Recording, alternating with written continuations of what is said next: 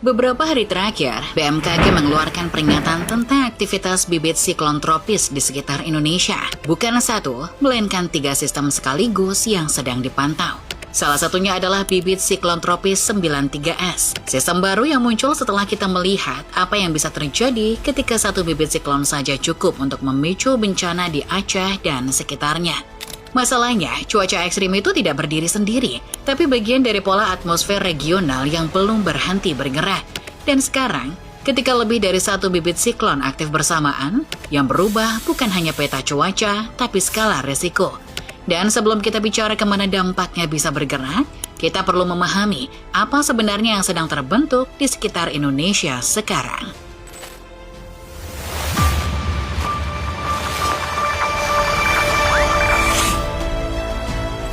Indonesia hampir tidak pernah dilalui langsung oleh siklon tropis besar. Letak kita dekat ekuator membuat pusaran badai jarang menghantam daratan. Karena itu, banyak orang terbiasa berpikir badai adalah urusan negara lain. Masalahnya, cuaca tidak bekerja dengan cara sesederhana itu. Sistem atmosfer bergerak sebagai satu kesatuan. Apa yang terbentuk di laut lepas bisa mengubah hujan di daratan. Apa yang terlihat jauh di peta seringkali justru terasa paling dekat di lapangan. Dalam kondisi normal, perubahan ini mungkin hanya terasa sebagai hujan lebih deras. Namun ketika lebih dari satu bibit siklon aktif bersamaan, keseimbangannya berubah. Arah angin bergeser, awan menumpuk lebih lama, hujan turun lebih intens. Inilah konteks yang sedang dipantau BMKG sekarang. Bukan untuk menakut-nakuti, melainkan untuk mengingatkan bahwa Indonesia sedang berada di dalam sistem yang bergerak, bukan di luar bahaya. Untuk memahami kemana resiko ini bisa bergeser, kita perlu melihat apa yang sedang aktif saat ini, dan kenapa kondisi sekarang lebih kompleks dibanding sebelumnya.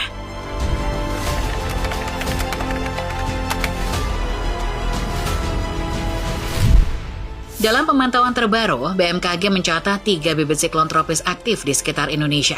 Kondisi ini tidak umum dan tidak bisa dibaca sebagai peristiwa terpisah.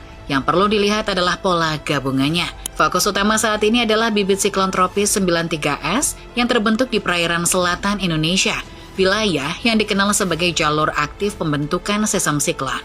Pada tahap ini, 93S belum tentu berkembang menjadi badai matang. Namun, status awal bukan penentu utama dampak. Yang lebih menentukan adalah bagaimana sistem ini mengubah sirkulasi angin dan distribusi uap air di sekitarnya. Keberadaan lebih dari satu bibit siklon berarti lebih dari satu pusat gangguan pada keseimbangan atmosfer. Dampaknya tidak harus berupa badai yang masuk daratan, bisa juga muncul sebagai hujan yang lebih intens dan bertahan lama, angin kencang atau gelombang tinggi, dan dampak ini dapat berpindah wilayah